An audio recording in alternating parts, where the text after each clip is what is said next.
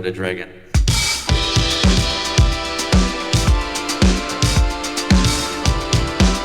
Hey, what's up, man?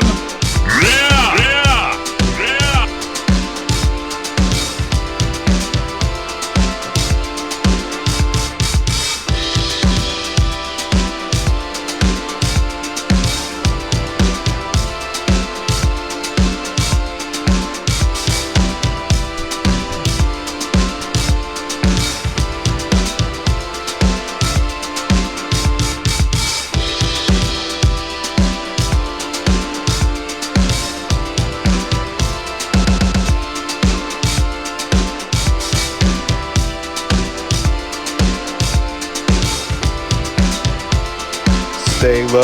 Stay low, hold.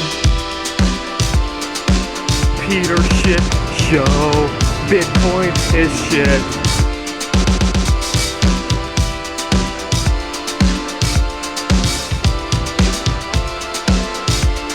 Uh-oh. Oh my god! Oh my god!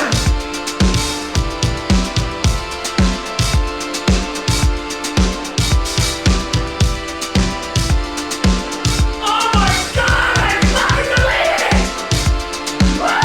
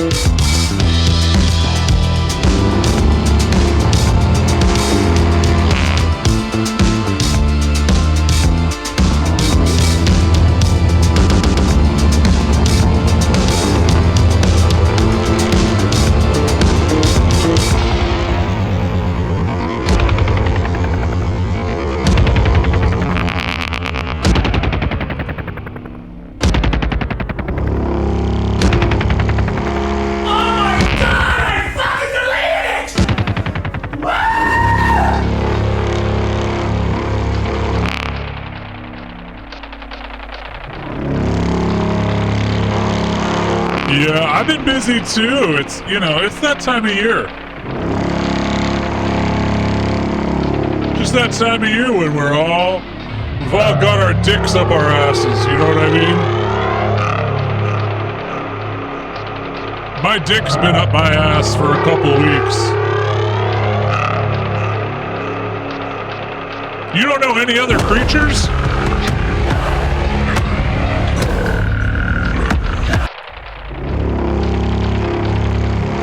Rest, nourishment. Can I go to a beach or a lake?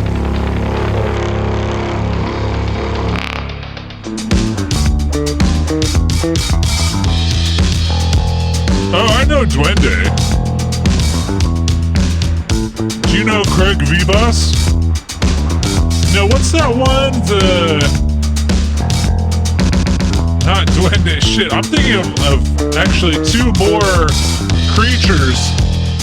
We should boof more Toad. Okay, what's the one? It starts with a D. It's like a subterranean guy with a long nose. I'm gonna look that up. Subterranean guy with long nose. One of my favorite YouTube videos ever was about these guys. I'll look into Cardio Miracle. Man, what are those guys called? The Darrow. They're called Darrow. Okay, so I'm thinking of Darrow. I can maybe show a picture of that. And then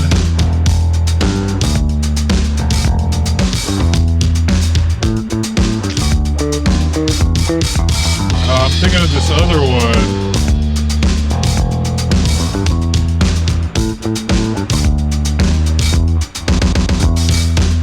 Hey, what's up, everybody? I don't know the name of the one I'm thinking of. It's got like a fun name, like Kaplecki or something like that. Anyway, who cares?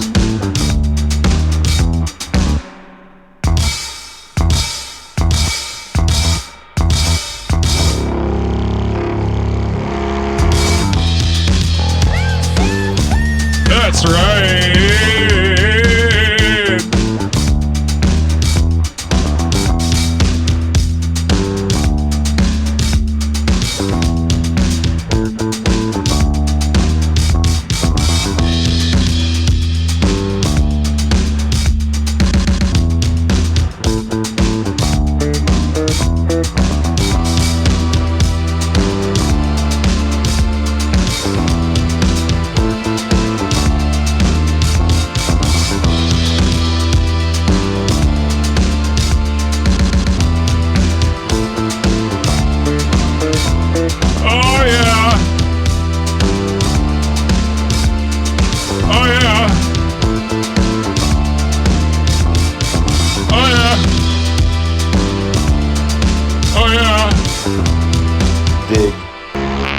Dredge.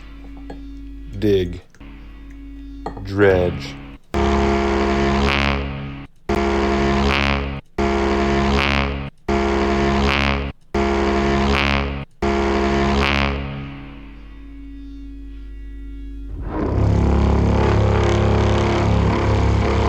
I know what I'm doing. Do you?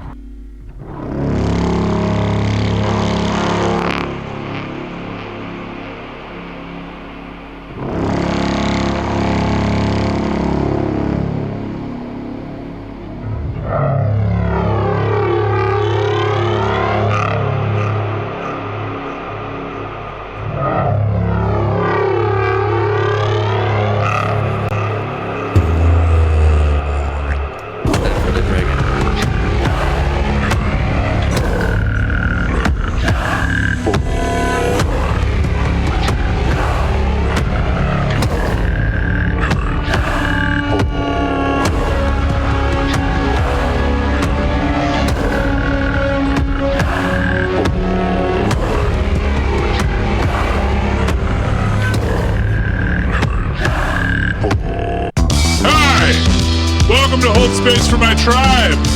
Mine Chopo, huh? You like it? I thought you might.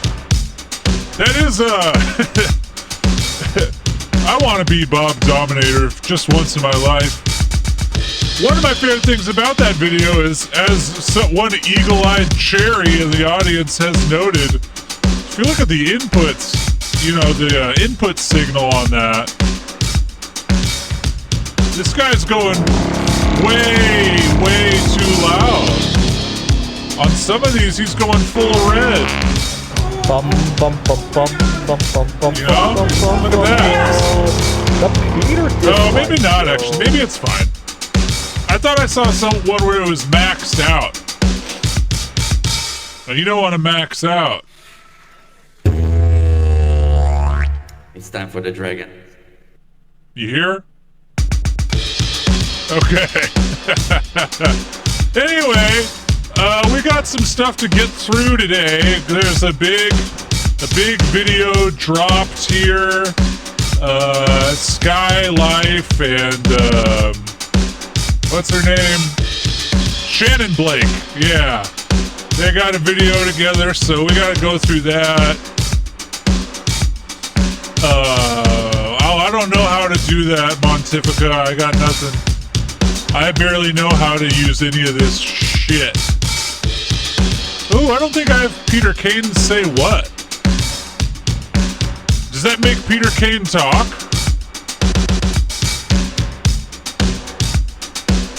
I don't know. It's fun. I don't think I have that set up, but I'm excited to learn about it. Yeah, what was I saying? Yeah, so we'll get into that. Thank you, my son. I had a dream the other day where I was talking to Little Thursday Boy in a restaurant, and he was telling me about an episode of Flight of the Conchords where they're on the quest for the perfect velve. Velve meaning velvet. Like they need better velve. And I liked that. And then Little Thursday Boy said, comedy is the only thing worth watching, and he stormed out of the restaurant. It just is what it is, folks. I need velve. And they're from New Zealand, so like the quest for the best velve. Brit, this velve is not good enough, Brit. I would watch it. But let's start with some other shit first, huh? Why not? I'm going to be doing today the worst auras I have ever seen. First on this list is Megan Fox. Megan has a true blue aura. Her aura color is truly blue. And but she has a lot of gray and dark energy around her. This has nothing to do with who this person is as a person. This is just some negative energy, possibly some etheric debris that has been placed on her. I'm gonna be honest with you, when I read into Megan Fox, I feel like she's had a past life in Atlantis, and I can do auras as well, and this person's aura is not looking great, as you can see here. That's not good. also feel like in Atlantis, she was more of a temple priestess. You're behind this? You're behind Megan's blue aura? You should reconsider. Looked in her past life.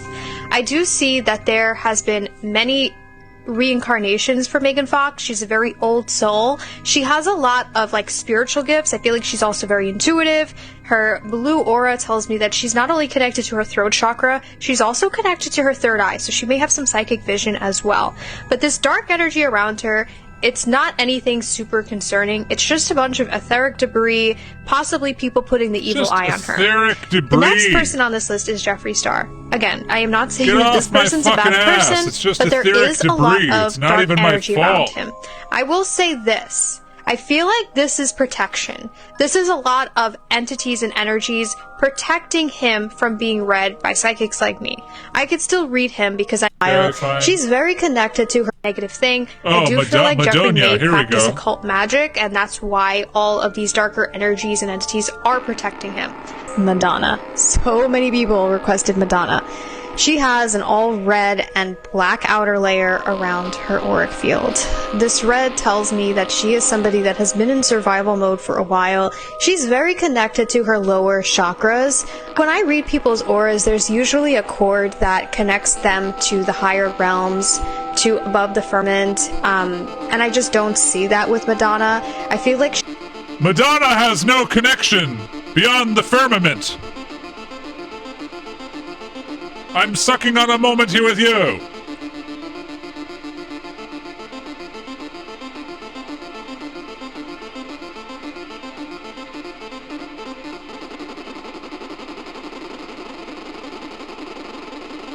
Madonia, I command, connect to the firmament.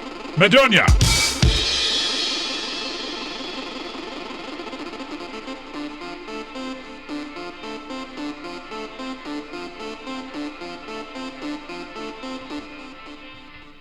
Madonia. I command thee. Madonia. Ha!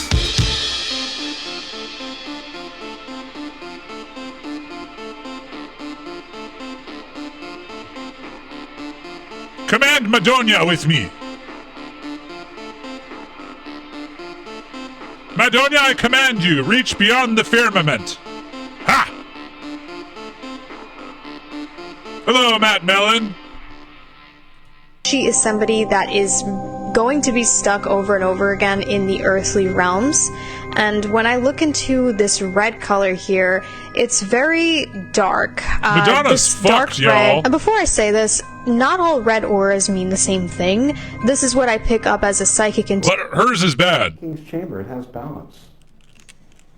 Okay? Listen, they're not all bad, and but from the hers shade is. of red that's in her auric field. She is somebody that takes the vitality from other people. I do see that there She's is a a lot of piece of vitality, shit. but this is not rightfully her vitality, if you guys can get what I mean here. Stolen also, valor. another thing with Madonna is Madonia she stole has, my valor. I don't want to say the word reincarnated, but it's almost like she never passed. Like, I've just... Says they're what showing the me finished visuals flat earther of her talks about in every different day. time periods where it's just her, and then she has the same life as a performer, somebody in power. I see her, she can get very aggressive at times too, like I see her screaming at people. This black outer layer tells me that she is somebody that has a lot of protection. There could be entities that she is favored by that are protecting her. Either way, there's nothing coming in and out of that. Next on my list, Erica Kirk. So Erica's energy, and people also very much requested this, Erica's energy is a true blue. I don't feel as though Erica is the... You know, somehow I'm surprised to see Erica Kirk on this list.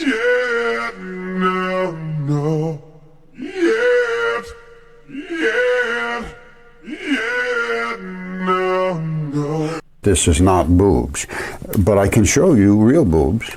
Not because I thought Erica Kirk would have a good aura, but I'm just... Who's reading Erica Kirk's Hey, it's your aura? boy, Mike God. Thanks for subscribing to Hold Space for My Tribe. Peace. A big blaze. Same person she once was. Right, okay, I don't these know, are but requests. That makes Erica's sense. energy That makes overall sense. is this dark indigo blue with some lighter blue layers inside. However, now I see that there is a lot of gray around her. There's a lot of dark energy around her. A gray aura. I do feel like this is like an energetic manipulation that's been placed on her. I don't feel as though this is somebody that came into this earth with the same spirit she's coming out with, if you guys catch my drift. But this dark blue and light blue that is on a past life in a different star system.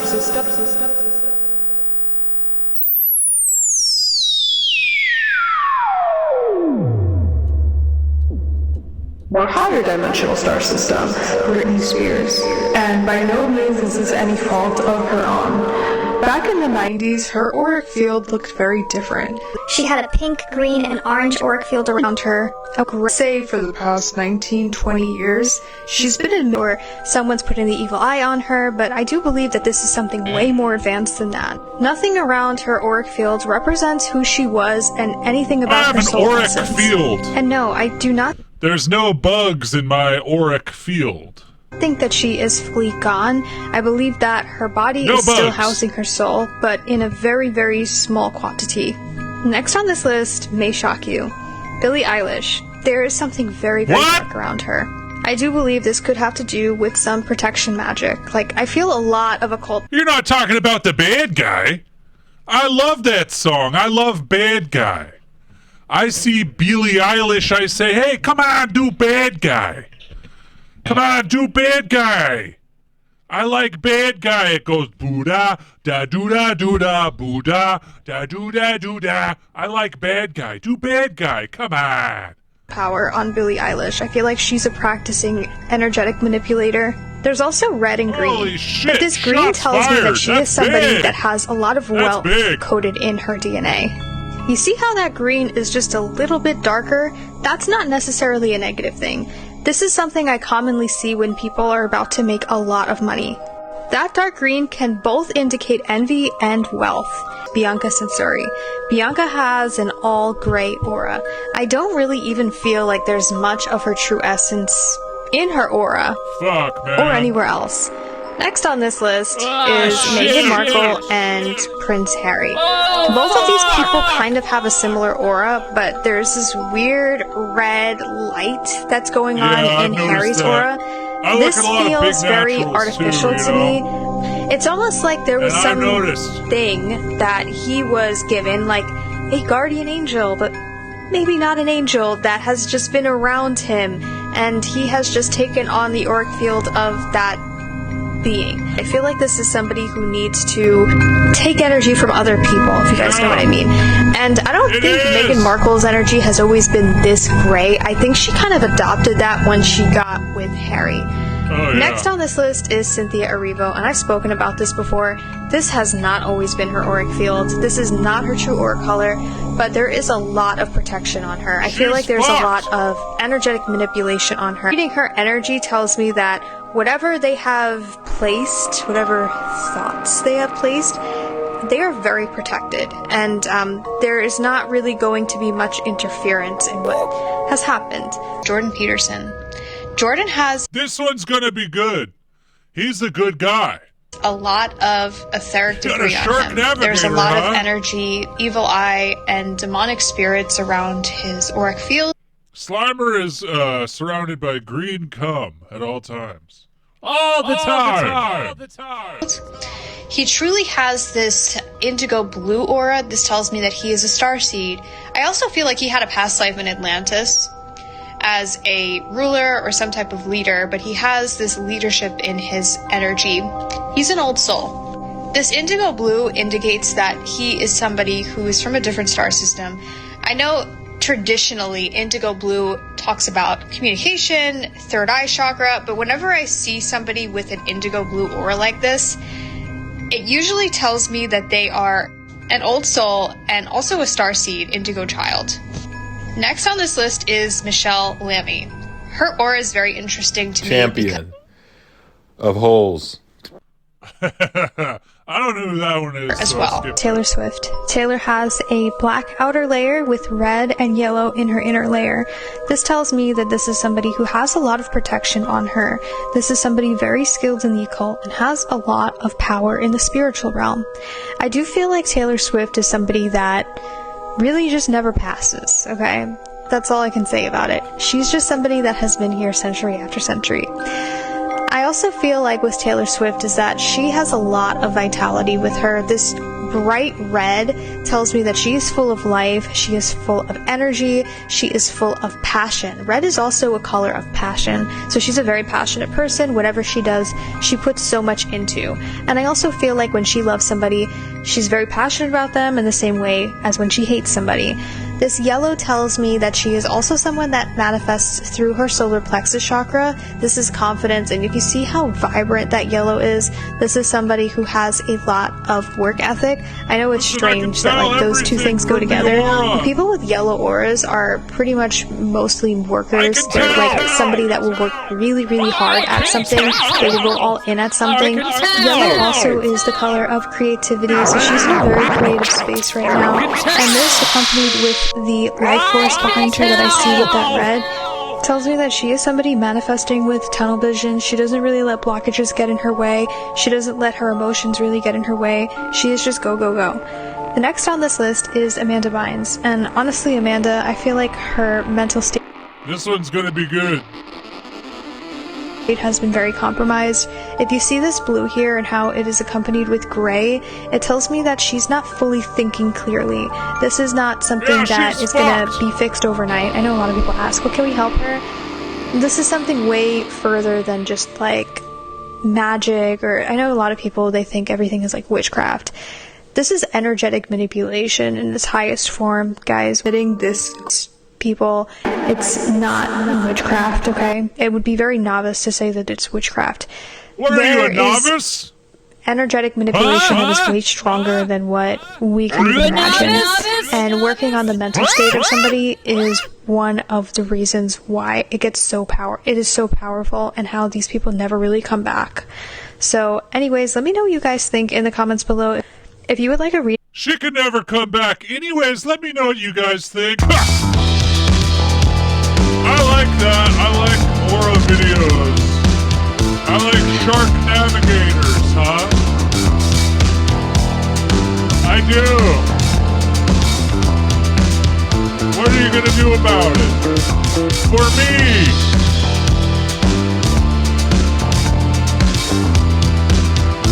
You raise me up so I can stand on mountains. You raise me up. You raise me up so I can stand on mountains. Sticking your finger up your butt and then swirling it 9 times after you take a shit. That is the true yoga from India.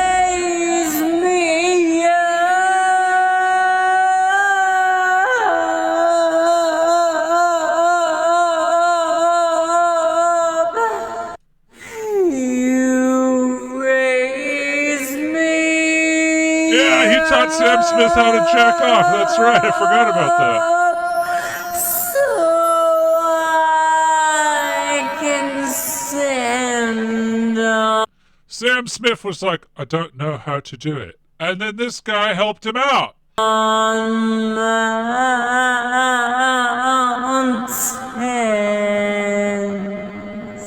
I remember that. You We had to get that guy out of here. He's gone.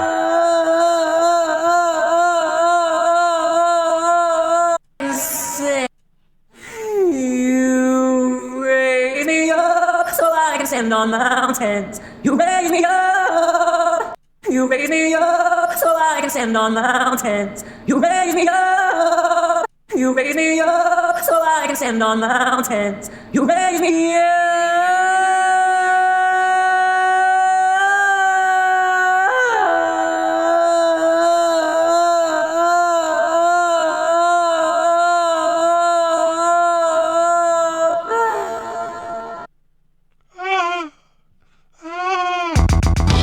He's a good singer, you know?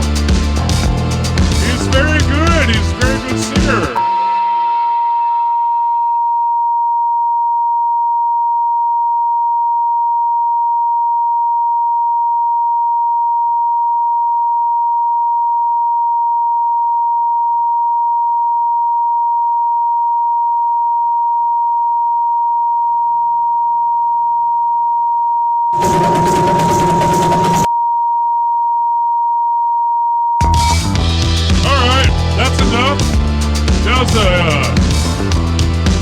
Your pineal gland should be about halfway activated. It was pre-cum. It was. I was there. I saw the pre-cum and I said, hey, that's fine. Can we move on? And that guy didn't want to move on, and then he kept sending me messages. So we got him out of here.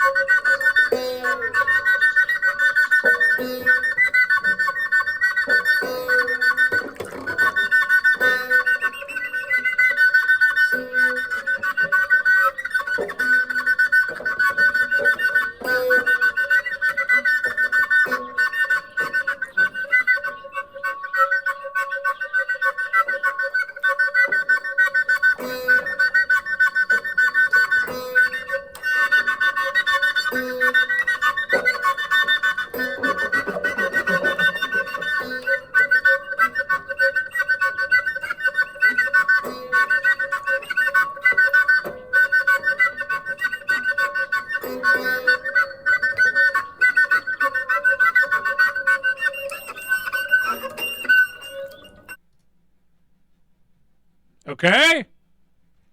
All right. Okay? Oh, this is actually big news. This is something we really do need to talk about.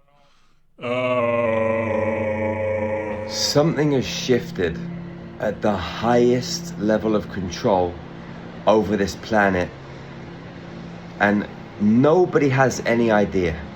Let me reframe that.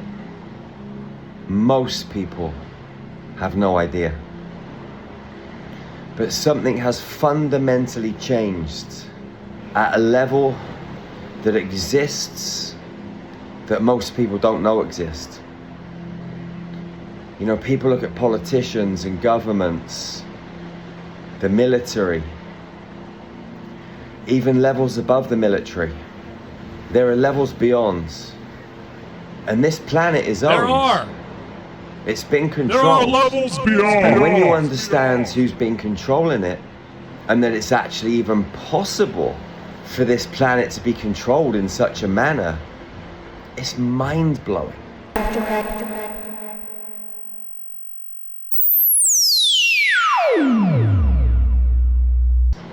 In the top comments of this video, there's going to be a link.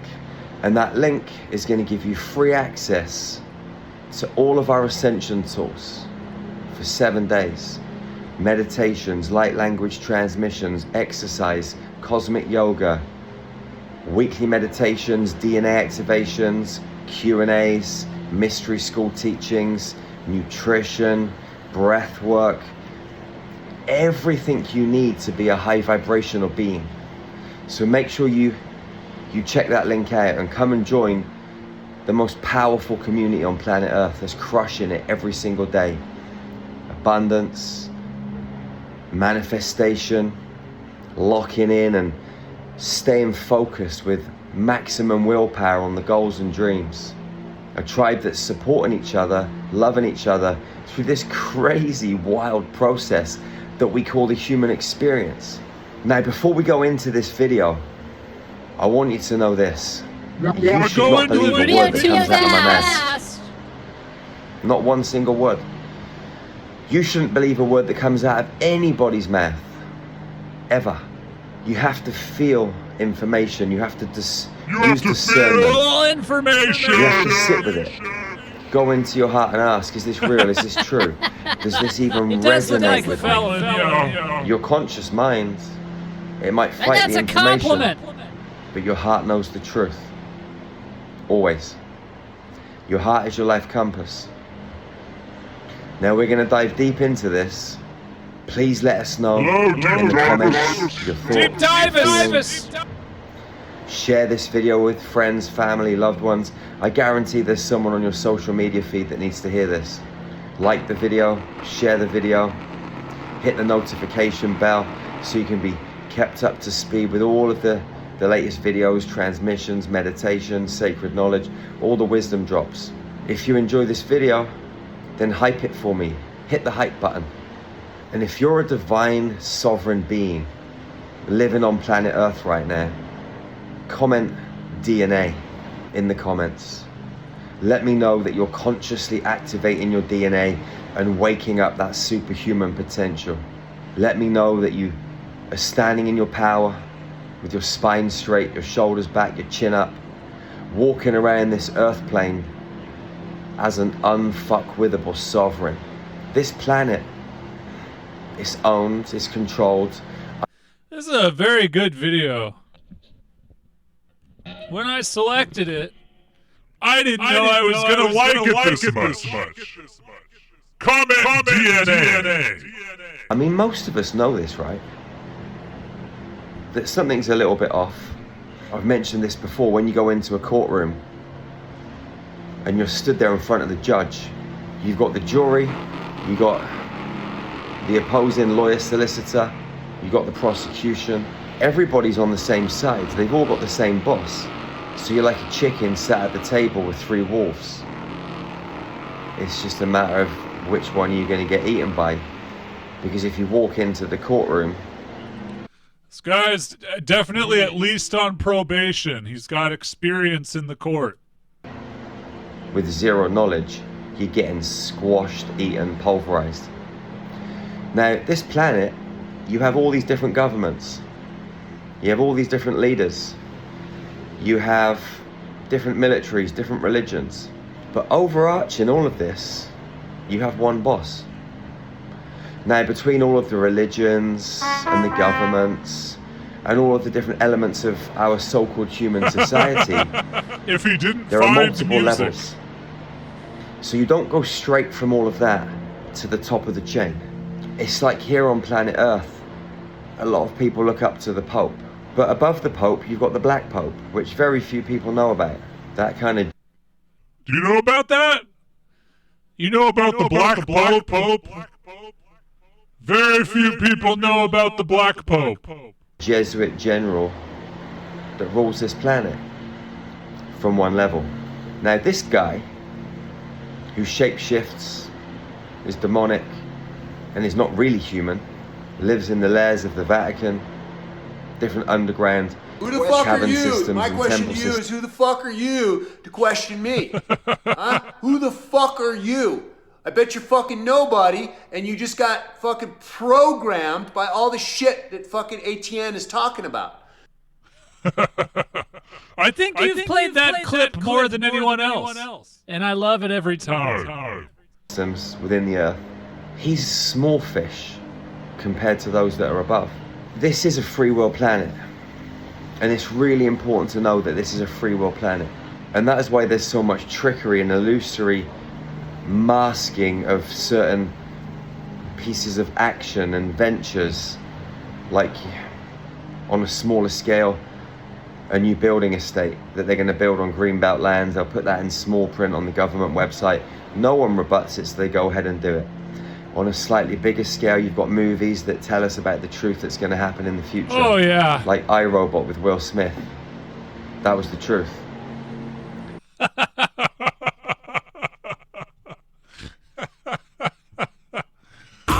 This is a really good one. I'm in Indio. I'm in Indio. I'm in Indio.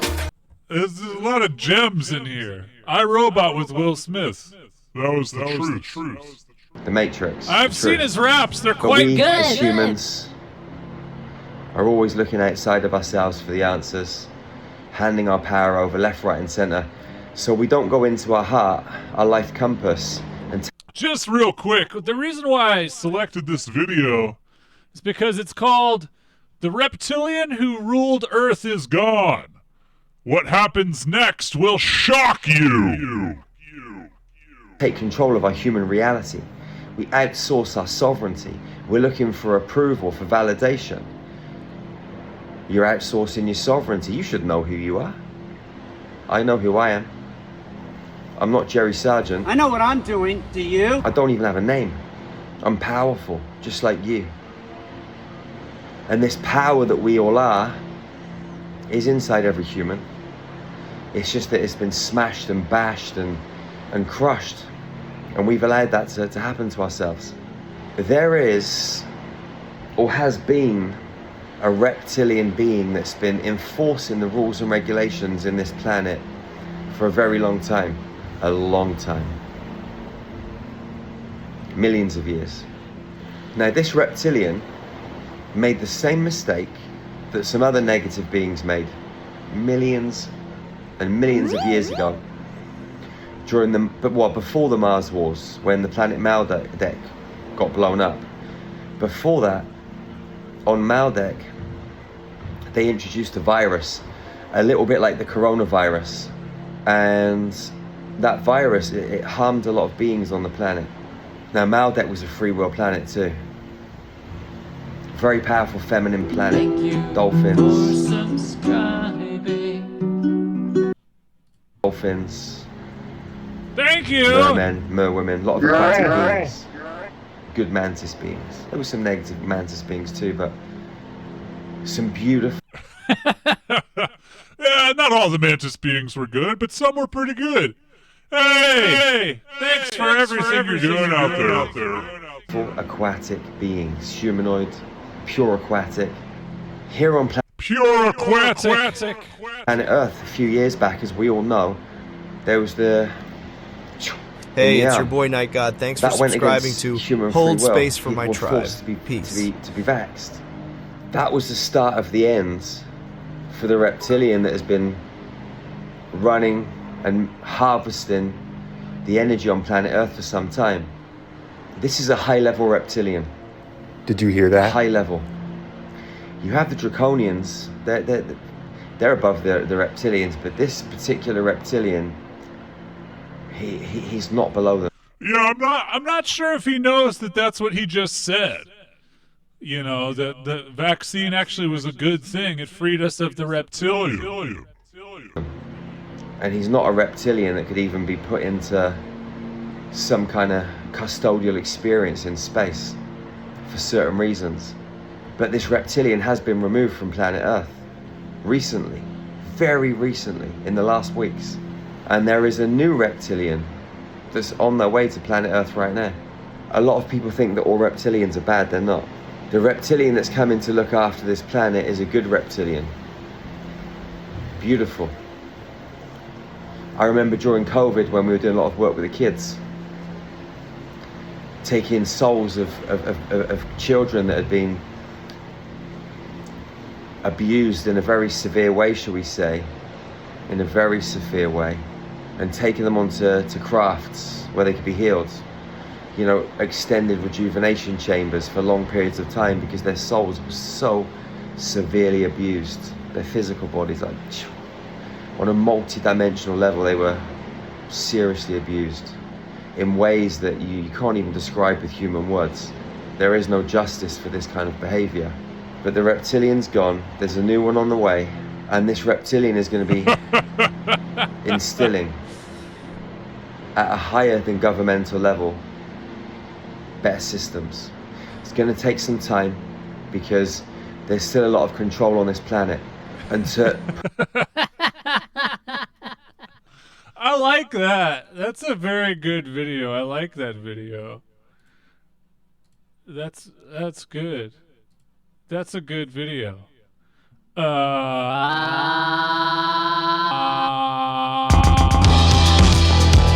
guess we'll just get into it, huh?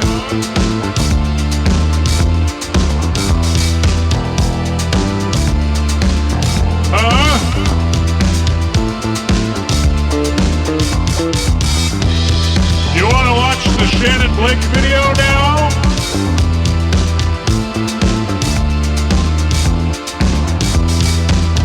I think it's time.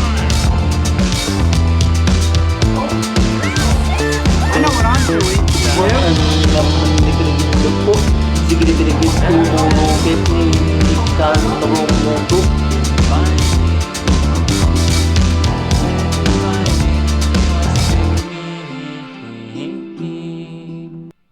I've seen people call you hippie Barbie. You have received so much hate. The comments and the things people were saying, what were the ones that hurt you the most? Death threats, for sure. I was like having breakdowns, like a lot. What was that like, being a mother at a young age? When I would get home from work and I was like, I can't live like this, to barely make ends meet. And I was like, OnlyFans? What's that? I had to do the hard thing and break out of the matrix. How do you relate to cultural appropriation?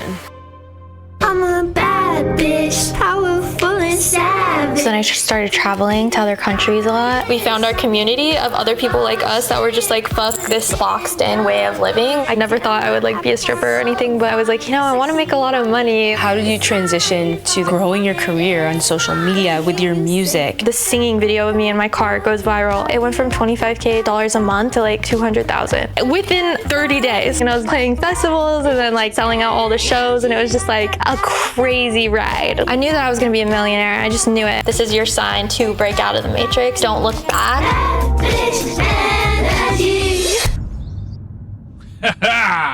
I've been wanting to meet Shannon Blake for years. Everything I do for me.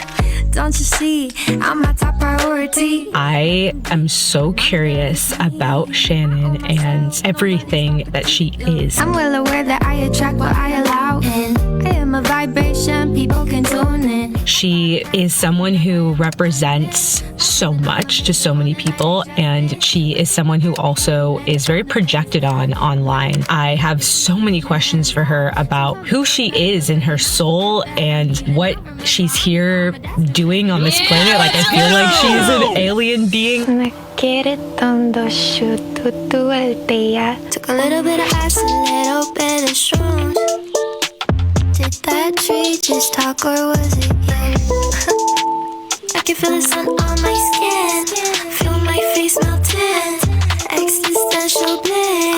I have a lot of curiosity about Shannon, and we're going to be spending a day in her life and exploring all of the things that she does in her day-to-day, and we're going to be sitting down for a deep dive interview and see what it's really like inside the world of Shannon Blake. We're outside of her house right now. We're about to knock on the door, but before we go in, remember to subscribe to Skylife if you haven't already, and like this video and drop a comment. It really supports us in making the best show for you. Y'all call me hippie Barbie, but my friends all work for me. 7 fix for $1 million, and bitch, I'm only 30. Everybody got something to say about SHA and I am Blake, but they won't say it to my face. I can't believe it's happening. I'm finally spending the day with Shannon. Yeah, here we go.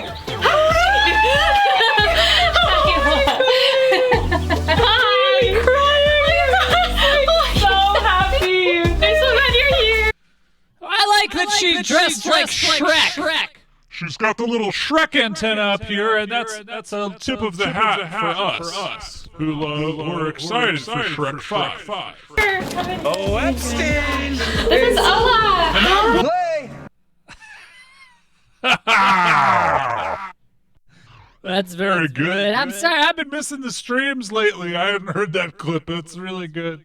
Come here, baby. You have to meet the baby. This is Mr. Ola. Hi, Ola. So, welcome to my home. For a house tour? Yes. Okay. Show us around. Okay, so this is the pyramid room.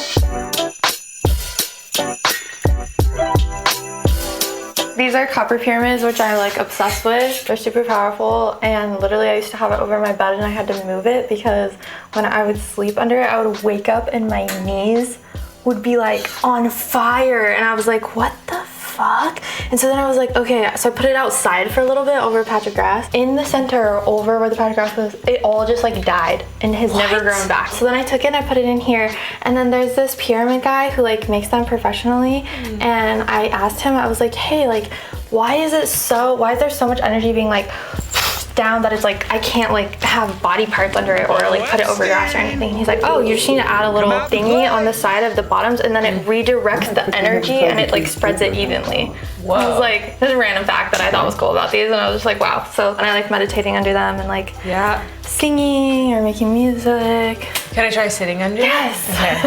I just want to see what it feels like, if I can feel. It feels good. And come out and play. It's great. Playing handpan underneath. I like these little feathers on my head. It's so nice. Wait, okay, let me get my handpan. I swear there's something with playing handpan under here. Yeah. And being under a pyramid. It creates, I don't know, it just creates such a safe space.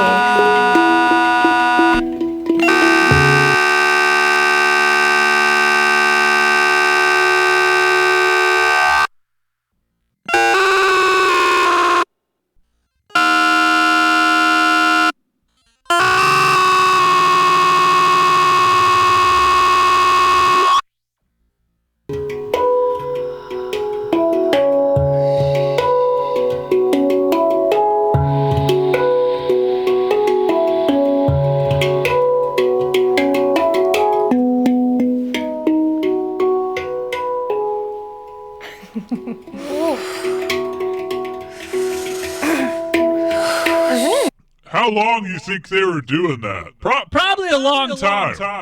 Magical? It's so magical. I know.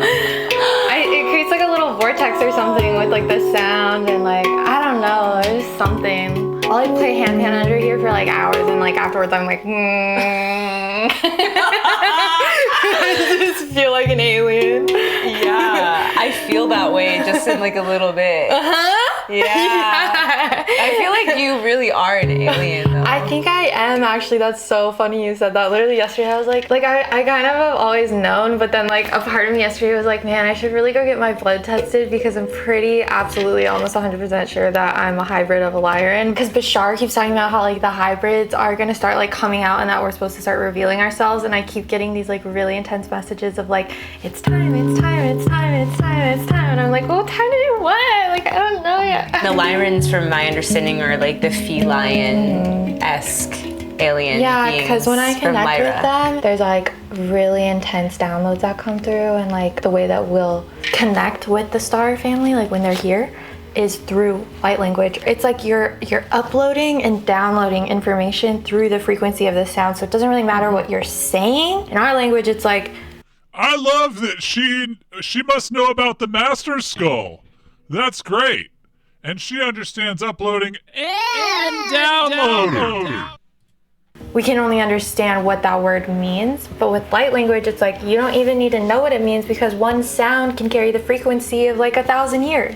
Do we keep going with the house tour? Yeah, should we move on? So next station? Next station. Oh my god, I totally have this idea of like showing you the cars, the inside of my cars, because they're so in, like a part of what I do. They're iconic, the inside of Shannon's cars. And sadly, I don't have my green car at the moment. But meanwhile, I have Tessie. My Tesla's name is Opal. Yay! This is the newest addition to the fam. Her name's Opal. I just started decorating her. So I know you have dream catchers everywhere. I've been seeing, and we see them in your videos. Yes. What did the dream catchers represent for you? I think to me, I always had them since I was a little kid. Also, I really, really, truly believed when I was little that they caught the bad dreams. And so, like, you know, that's why my mom would have them over my bed and stuff. And so, yeah. Do you guys want to see the Jeep? Yes. Yeah.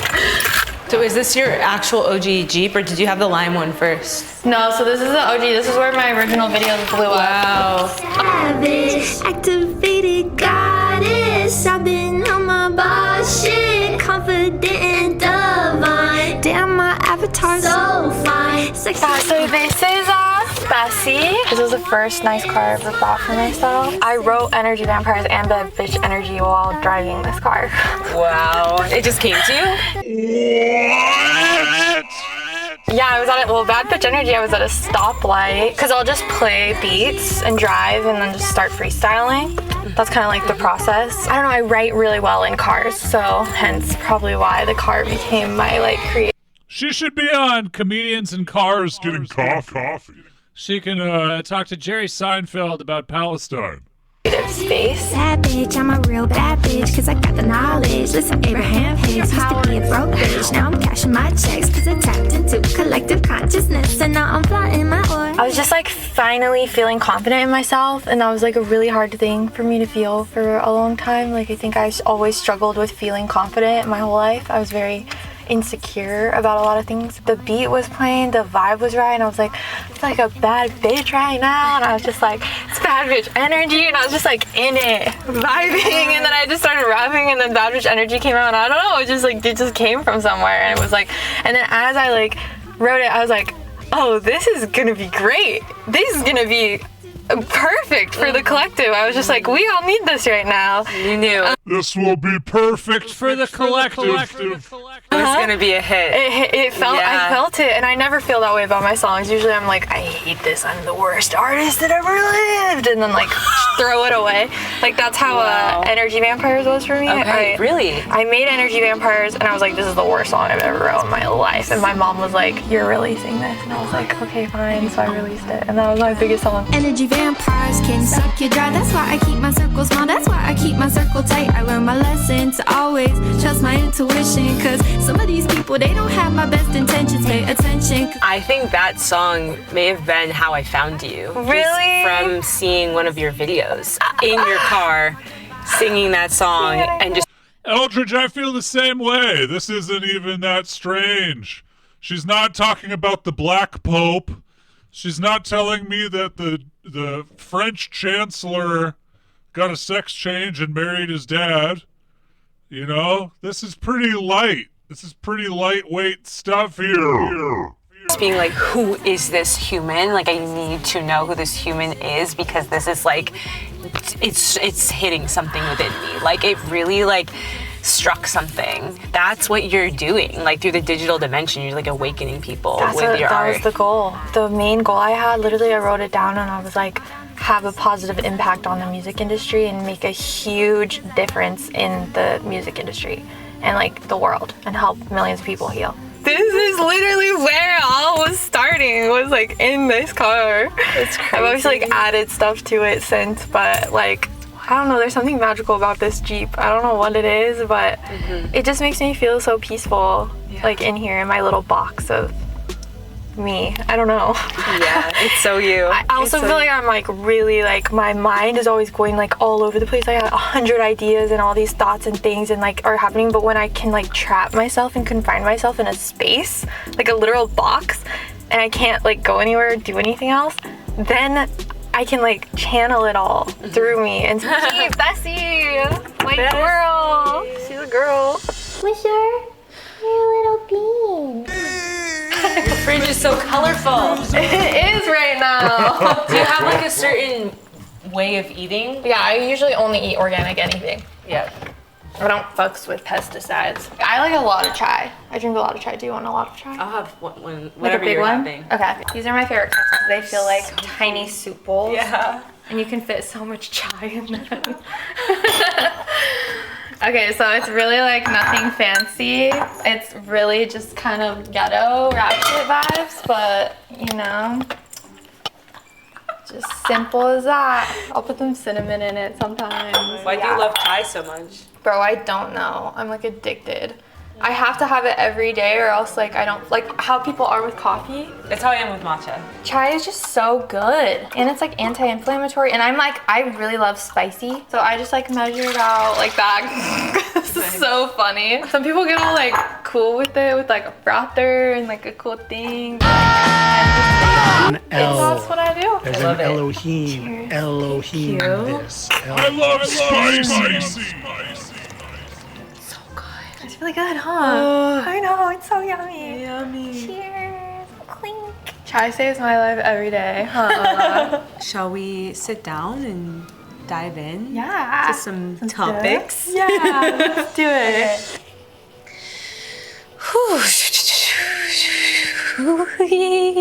So it is. I'm so curious about you as a human, as a soul, as an alien, as a being.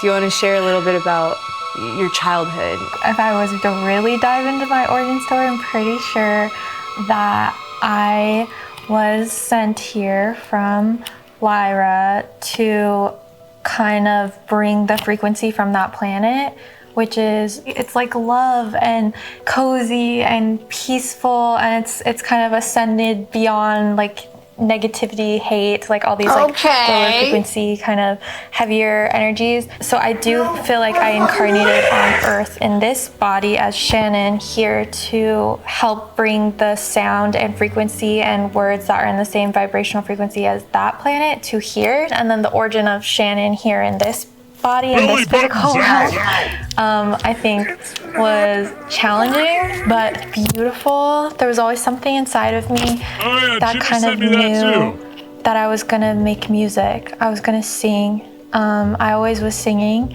and I was kind of separated from my mom. My dad played kind of the bad guy villain role in this life, and he was very scary, controlling, like screaming, violent, and he kind of like took us from my mom. So I didn't have my mom growing up most of my life, and then when I got older, I was like reintroduced to her, and she was kind of the light, like keeper, I would say. Like she plays music and sings, and like we're very similar.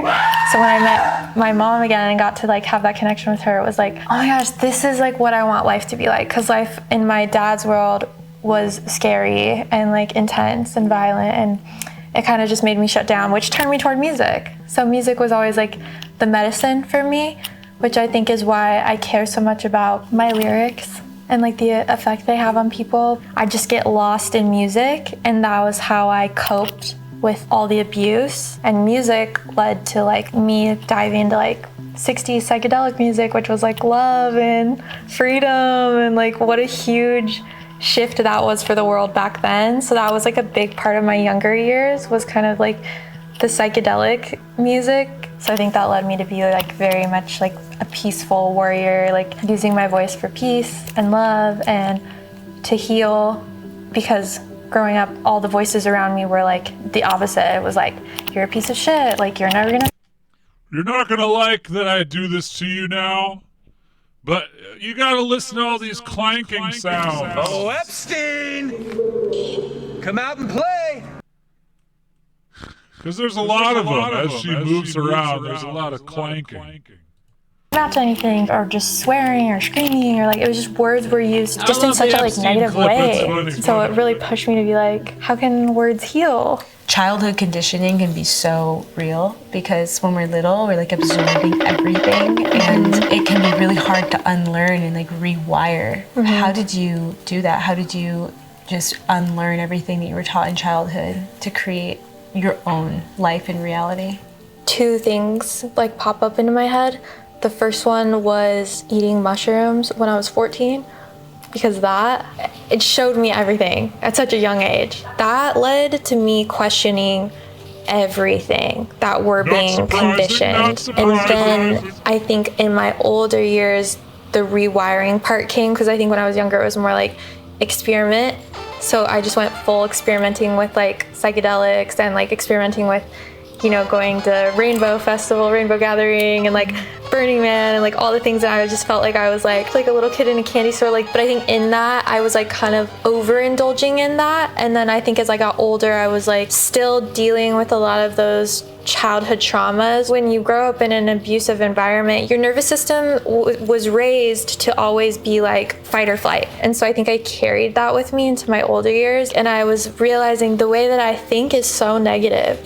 I was thinking like such negative thoughts about myself, negative thoughts about like the poverty mindset, like being always like in the back of my head being like, oh, there's never gonna be enough money, because like I wasn't raised with a ton of money. So it was like, oh, there's not enough money. Oh, there's not gonna be enough food. Oh, there's not enough gas in the car. Growing up with like people who are verbally abusive and stuff, it's like you just believe eventually the things they're saying about you. And so I had to really break out of that and be like, no, like I am enough, which is obviously comes through with the music of like the affirmation music and like speaking positively. And I try to put little things in there to help people rewire their brains who maybe have gone through like traumas, because really it all starts in the way that you think. And if you're waking up every day and you're like, I'm so abundant, I'm so grateful, even when you have nothing. Even when I was living in a van eating canned food every day with my daughter, I'd wake up and I was like, life is good. I got this van. Like just like little things. I have my daughter with me. I get to be with her all the time. Like you just have to like keep that mindset of like gratitude, abundance, like happiness. When I finally like didn't let that be like a difference, even if I had nothing of this, nothing, I would still be just as happy as I am currently today. Like the happiness is in here. So yeah, up here. I was just about to skip forward because I was getting bored. I have a recording studio closet in my room. Okay. So I don't know. You have a whole room for your closet? Yes. I have another closet too. This is just one of my closets. Oh my god. Wait, can I just put this on? Yes, of course. That matches the fit, fam. God, I'm obsessed with that. Matches the fit. This is so epic. Wait, I need a phone. This is amazing. I know, isn't it fun? I love. I feel like one of your gifts is like adornment. I do love adorning. How did you get good at it? Like, how do you do it? I don't know. I think I just like see stuff that I like and I'm like, this. No, I think feeling. That's all it is. I feel, because I'll feel like a color and then I'm like, this is the color that I need to call in when I'm creating this thing. Do you wear like full everything every day? Like the way that you're adorned right now with all your jewelry and makeup, is that like an everyday thing for you? It's either goddess or goblin. There's no in between. There's literally no in between. Goblin is like big t-shirt, haven't washed my hair in like a week, crusty.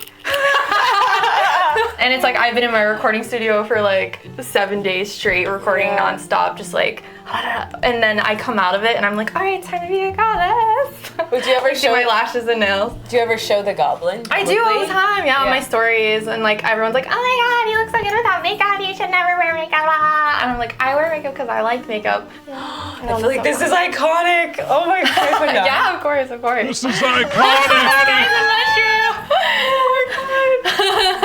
I love gorgeous. She's a gorgeous. These shoes! I know. I've been dying to create with them. I actually think I'm gonna wear them with this outfit. Yeah. But see, really good phrases here. I've been dying to create with them.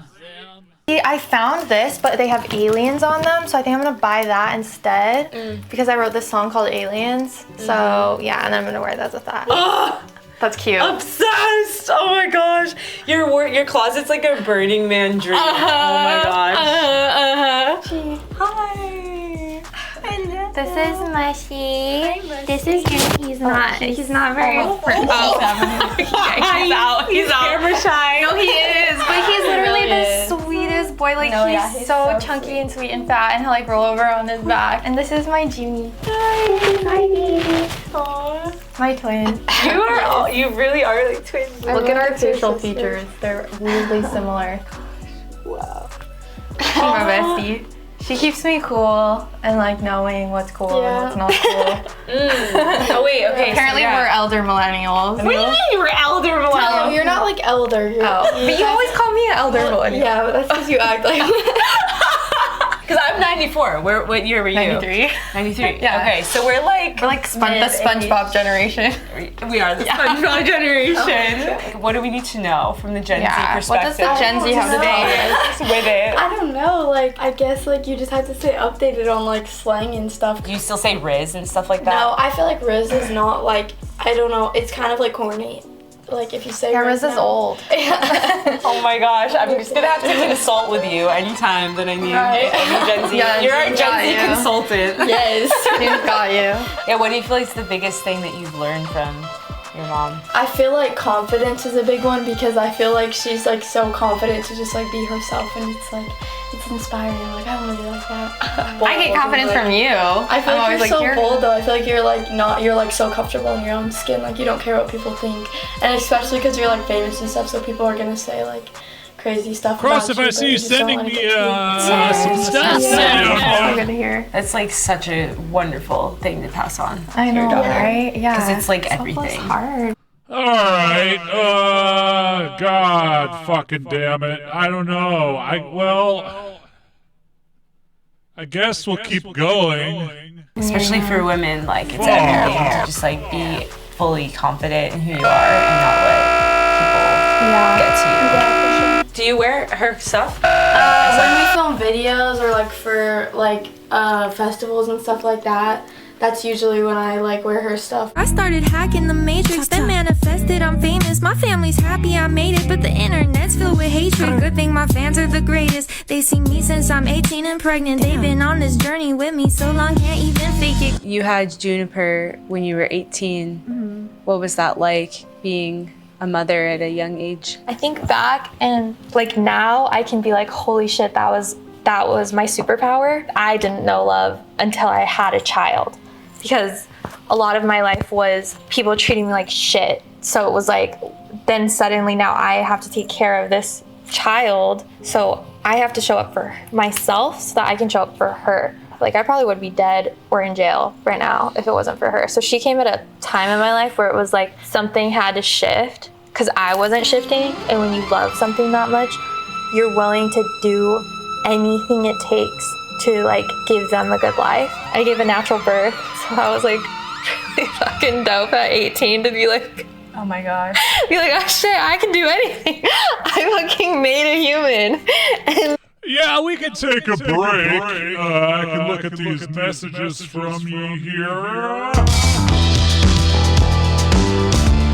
It's like, you know, I feel like I should watch it, but I'm not really enjoying it that much, you know, like for research I gotta know.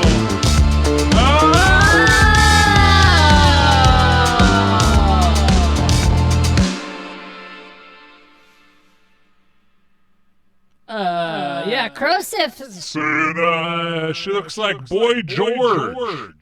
With the adornments. Did I see it?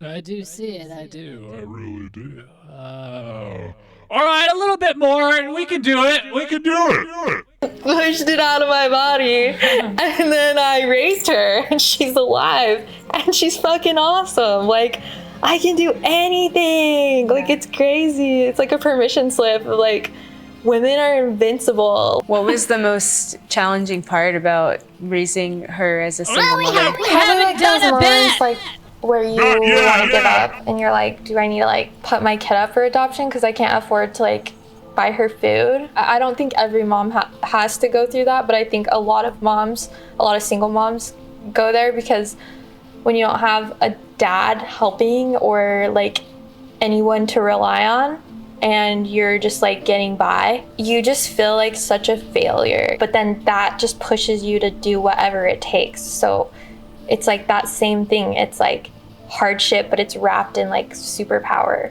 It got to a point where I was working at Best Buy, and then I was also I had another job working at the Boys and Girls Club, and I was working so much. I had her in daycare, and I could barely afford daycare, and my rent, I could barely afford rent. And we shared a room, me and June, and I was working all day, every single day, 7 days a week, and then only getting to see her for like 3 hours, you know, when I would get home from work. And I was like, I can't live like this. This isn't right. Like, it doesn't feel right to not be able to spend time with your kid and work paycheck to paycheck to barely make ends meet, to literally like barely have enough food. I think something in my head just shifted, and like as I was having that shift, I got an opportunity to go trim, which a lot of my friends were doing at the time on those farms in Humboldt, like during the big like weed trimming times. We call it the green rush. Yeah. And so I would fucking do it. And then I like sold everything. I had saved up trimming and bought a van. And then we were like, all right, let's go. Like, let's do it. And she was so fun. She was so cute and little, and she just fit right in. And we were just like, she was just like my little travel buddy. We found our community of other people like us that were just like, fuck living this like societal boxed in way of living. So we just did that for like 5 years, and like I totally broke out of the matrix. That was my breakout moment. Yeah. And I dropped Soul Child, my first album, right at that same time. So it was like it was a very pivotal moment. It was very much like I chose it. I had to do the hard thing and break out of the matrix. I hope most of the world is breaking out of the matrix already, but if they're not, it's like this is your sign to break out. Yeah, trimming weeds, that's something I've done, and, you know, I've had good experiences and bad. One time I trimmed weed with Dick Spargell and a man named Jaya, and Jaya taught me that I didn't have to lower my shorts to urinate. I could just point my dick out of one of the legs. So I could just stand and piss casually in anyone's backyard that I chose.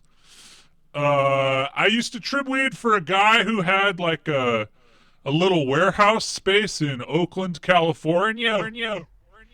And that was not the best situation, but it was fine.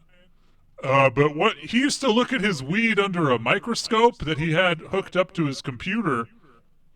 And one time I was trimming weed, and he was like, "Hey man, come over here and look at this." So I got up and I'm looking at this weed underneath the microscope on his computer monitor, and it just looks like an extreme close-up of a plant, you know. And he points to a couple dark spots and he says, Does that look like a face to you? And I said, yeah. And then I went back to trimming the weed. It's pretty fun. Out of the Matrix and just make the leap. Don't look back. Even as scary as it was, like, I just trusted what felt right, and then that led to like the best experience of my life. That was where it all started. Wow. Yeah. So the green rush, weed trimming, that was your breaking out of the Matrix and actually starting to generate some abundance. How did things then evolve from there to step even more into abundance and creating your music and like really starting to design this dream reality that you... But you know, another thing that guy would do is he would periodically relapse on heroin and watch Seinfeld and barf while I was in the other room. So, you know, you win some, you lose some. It was a real 6-7 situation. Have created. From there, I was like, oh, anything's possible. So then I started traveling to other countries a lot, and then lived in Costa Rica for a little bit. I lived in South Africa for a little bit, and that was the first time like I was in a conscious community because I lived on a commune like in Costa Rica. Then plant medicine came really hard into my life, like ayahuasca came really. All right, maybe this is the part we should really pay attention to. Sorry, I was digressing. Starting to design this dream reality that you have created. From there, I was like, oh, anything's possible. So then I started traveling to other countries a lot, and then lived in... Yeah, weed gets better as it gets older. Costa Rica for a little bit. I lived in South Africa for a little bit, and that was the first time like I was in a conscious community because I lived on a commune like in Costa Rica. Then plant medicine came really hard into my life, like ayahuasca came really hard, and it was just like just getting initiated and like clearing out all the shit from my childhood. That was kind of like well, that's true. A path for a while. I guess after Costa Rica, I was like, yes, I was very abundant, but it was always like come and go type of abundance. But I think after that, because I went so hardcore the no money direction, I was kind of like, it'd be cool to have money. And then my friend was like, come to LA, there's lots of money here. And I was like, yeah. And then went to LA, and I had some friends that were dancers like in strip clubs and stuff. And my one friend, she was like, let me grandmother you in. And I've always danced. Like I did pole when I was like 18, 19. I was doing pole a lot for fun because I just loved pole dancing. Like I was already naked all the time because of just being a hippie, I guess. I don't know. Like then I was like, you know, I want to make a lot of money. Like, and she's like, you'll make a lot of money. And I was like, oh shit. It kind of felt like the right next move. And with having June, it was like I was able to work at the club at night while she was sleeping and have a babysitter at the house. I would never not get to be with her because then I would work all night, come back, I get to take June to school in the morning, I get to be with her, and then June's in school all day, and then I go pick her up from school, and then I get to be with June the whole night and like do her homework with her and make her food, make her dinner, like hang out with her, and then just put her to bed and say goodnight, and then the babysitter can come, and then I get to go work. And so for a single mom, like it was kind of the dream setup. And my friend was also a single mom who was like doing it, and then I ended up meeting so many like moms in the clubs who are like badasses, taking care of their whole families. Yeah, there's a lot of single mothers who strip, and there's so much judgment, you know, of that because of whatever societal things we have around it. And it is such like a controversial topic, but it makes sense that that setup would really work for a lot of single mothers having gone through that. What are the positives and like the negatives to that? I loved it because I got to dance and like tune into my like sensuality and like being a woman and like feeling into my body. And like I think I healed a lot of like my trauma around men because I feel like I was taking advantage of men my whole life, like being sexually abused when I was really young, and just having like a really abusive dad. And then I obviously, because I didn't know what healthy man was, so I was like in these really toxic relationships. So it was like being in the club was kind of my way of being like learning that I can stand up for myself as a woman, and like I'm in charge. And so that was like for me really important in my growth as like a woman. I was like, whoa. And I actually think that played into me stepping into being like, you know, who I am in the world now, because I can really like get on stage and feel so confident and like be so confident in like my body and my voice. And weirdly enough, like stripping was a part of like prepping me for that. Bad parts, it's like, Yeah, it's got, listening to someone lay it out so simply, it's like, shit, I really did all the wrong stuff. I could have been going to strip clubs and showing the dancers what a healthy man is like. But I've missed that opportunity. I'm no longer a healthy man. What everyone, what comes with it, it's like there is like that darker side. There's like some dark shit going on in some clubs, like dark. And I was like, oh, that's scary. I don't like that. And then I was like, I'm gonna leave. So then I left that club because I was just like, it's out there, but it's like, do you want to be a part of it? Because I think like if I would have stayed working there, maybe that would have sucked me down into that world. And I don't judge people who like are doing that stuff. Like I try to just yeah, I guess LTB is kind of our Shannon Blake, huh? Like understand that everyone's doing the best at where they are with what they can do, but just always like staying true to myself to the point where it was like, yeah, and getting taken advantage of and stuff. Like strip clubs can be hard. So how did you transition from stripping to then growing your career on social media with your music and creating abundance in different ways? Yeah, so weirdly enough, COVID happened and I couldn't strip anymore because the clubs were closed. And I was like, already had wanted to stop. I was like kind of over it. And I'm like, I need to just get out of that world. My friend was like, oh, you should do OnlyFans because then you don't have to be at the club.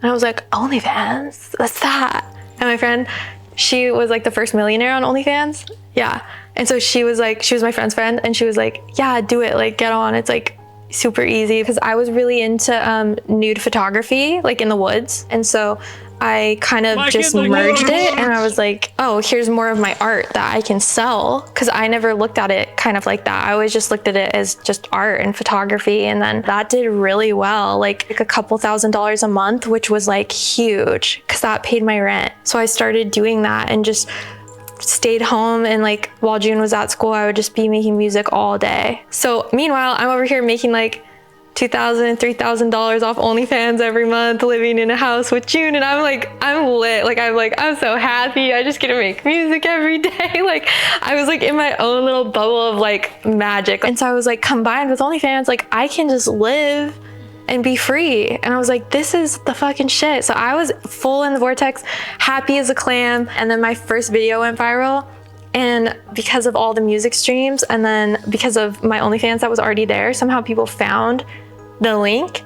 So on one end, while everyone's like streaming my music, on the other end, these people are all going and subbing to like Patreon and OnlyFans and all these different platforms that I had out. Then it went from 2K a month to now this one video, this singing video of me in my car goes viral. And now I just made 25K a month. I shit myself. I didn't even care about the money at that point. I was like, I don't even know what to do with all this money.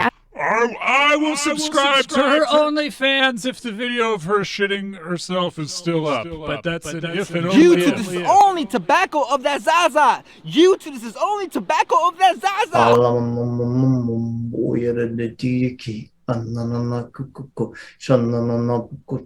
I've never had 25K in my life. It went from 25K to like 200,000 a month. Oh my gosh. And is that how you became a millionaire?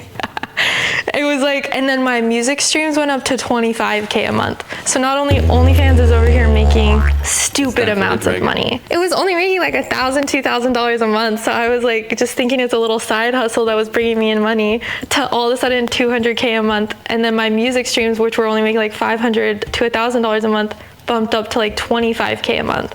So now I'm making anywhere from like 200 to 300K a month within 30 days. Like in my head, I was like, I don't even care about this money. Like, what do I do with it? I was like, I don't even know what to do. Like, so then I was just like, let's start buying shit for my family and my friend. My mom never had money, so like I like paid everyone's debt off, like bought everyone cars and gifts, taking June on like crazy shopping. Like I went like crazy. I was just like, this is crazy. And then we moved into this like mansion in Truckee, and I moved like my whole family into it and all my best friends, and like started paying all my friends. Like all during that time, all my singing videos were like popping off, like going viral, and like my music was just like exploding, and I was getting like playing festivals, and then like obviously the whole headline tour and selling out all the shows, and it was just like a crazy ride, like crazy. A long time ago, I had written down that I'd be a millionaire by age 30, That was something I always had in my head. I was like, because I knew that I was going to be a millionaire. I just knew it. I like always knew that. But I had let go of it because I was like, you know, but if I don't, it's chill.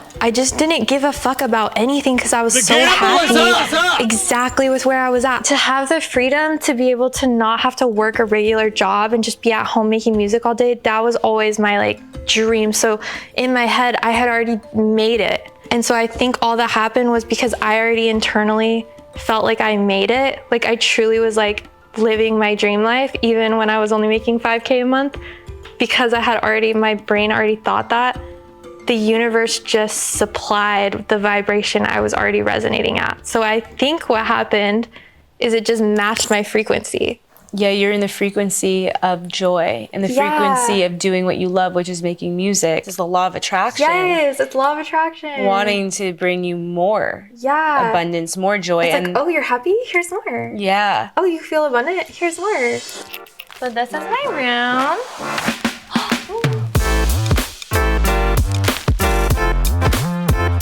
All right, who among us knows what the fuck that thing was? Come on. Sound off in the chat if you know what this is, like a tuning fork with the Triforce on it, but it's big as hell. That could be a premium Baldo. I don't fucking know, man. But I don't think you clang that thing on anything. Maybe it just makes the sounds. And then this over here is a coaxial cable. I don't know what she's using that for, but that's what that is. Huh. Interesting. The Master Fork! The Master Fork! What does the color lime green mean to you? Lately, I don't want lime green anymore. Wow, this is the part that I like. This is interesting. What does lime green mean to you? I don't want it anymore. I'm going back to my forest stage, but this is this dragon that's crocheting. I love this. Hold on. Clinkety clank clank! Oh my goodness. Yeah, lay in my bed. So first, you can lay back, and now we'll turn it into a couch. And then it also vibrates. What? It's kind of like a lot of blankets. Yeah. No, That's so cool. Oh my God. I know. Epic. What's this dragon's name? Actually, I haven't named him yet. I know. What should I name him? Him? I'm still not sure. Let me listen to see they, them. Yeah, that makes sense. So this is Marcus. Marcus? Yeah. What is Marcus the Worm? Yeah, you know Marcus the Worm? No. No? What do you mean? What is Marcus Worm? Oh my God. He's like, I don't like that rock, Robert. It's pissing me off. Shayden, what are we watching? This is what I think I like Marcus. my brain rot too.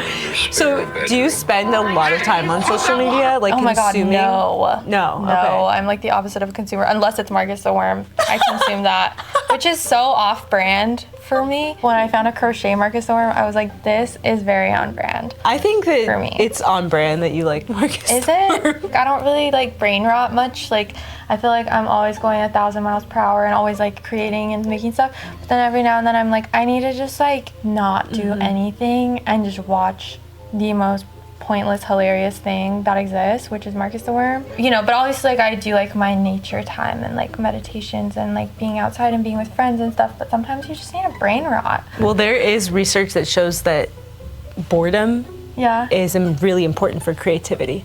Interesting. Yeah, like our brain just kind of like zoning out and being bored is really crucial for like our best creative ideas to come to life. That's so good to know. Yeah, because it's like I kind of do it for like on purpose. Like I make sure that I like give myself downtime to like do absolutely nothing and like force myself almost. We're so like weird as humans because we're like, oh, I shouldn't relax or like be laying around for days, and it's like, nah, bro. Like sometimes we need to lay around for like days. Sometimes we need it as raw. I just shouldn't call it rotting. It should be like we need to rejuvenate.